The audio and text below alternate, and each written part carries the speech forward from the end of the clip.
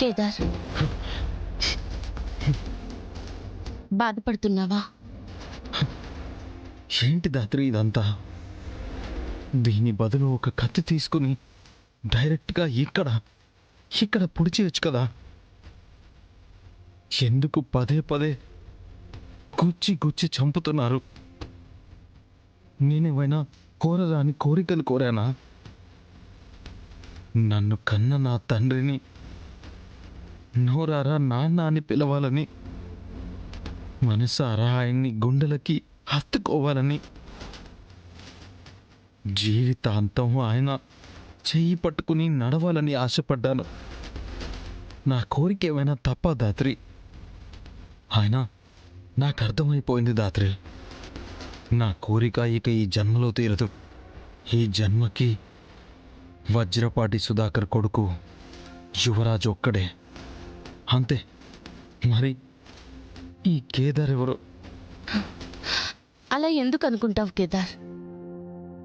నువ్వొకటి observe చేసావో లేదో, మావయ్య గారు నీ మీదున్న ప్రేమని తన నోటితో బయట పెట్టలేకపోయినా తన కళ్ళతో మనసుతో చెప్పడానికి చాలాసార్లు ప్రయత్నించారు.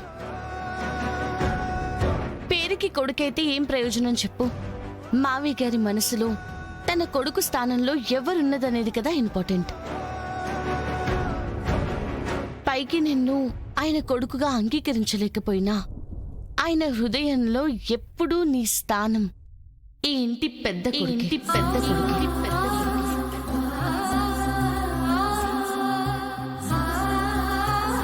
ఇలా బాధపడుతూ కూర్చుంటే ఒరిగేదేం లేదు కేదార్. మనకుంది ఈ 3 నెలల గడువు మాత్రమే. ఈలోపే మనం సాక్ష్యాలనైతే సంపాదించాలి. అవును దాత్రి, కానీ ఎప్పుడు మనం సాక్ష్యం తీసుకొచ్చే ప్రయత్నం చేసినా యువరాజ్ వాటన్నింటినీ కొలాప్స్ చేస్తూనే వచ్చాడు.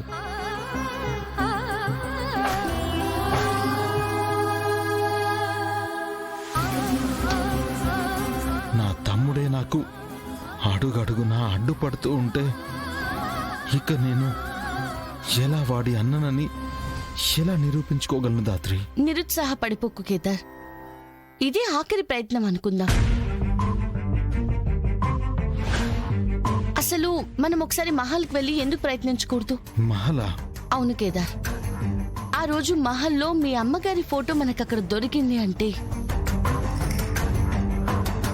నీకు నీ జన్మ రహస్యానికి సంబంధించిన ఏదో ఒక క్లూ ఖచ్చితంగా అక్కడ ఉండే ఉంటుందని నా నమ్మకం.